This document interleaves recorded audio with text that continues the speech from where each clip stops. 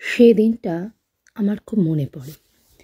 সারা দিন অবিশ্রান্ত বৃষ্টিপাত হইয়াও শেষ হয় নাই।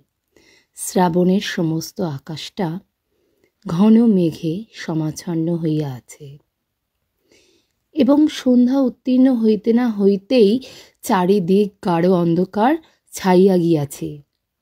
সকাল সকাল খাইয়া লইয়া আমরা কয় ভাই নিত্য প্রথা মতন বাইরের বৈঠকখানায় ঢালা বিছানার উপর রেডির তেলের সেজ জ্বালাইয়া বই খুলিয়া বসিয়া গিয়াছি। বাহিরের বারান্দার একদিকে বিশ্বমশাই ক্যাম্বিসের খাটের ওপর শুইয়া তাহার সন্ধ্যা তন্দাটুকু উপভোগ করিতেছেন এবং অন্যদিকে বসিয়া বৃদ্ধ রামকমল ভট্টাচার্য আফিন খাইয়া অন্ধকারে চোখ বুজিয়া থেলো হুকায় ধূমপান করিতেছেন।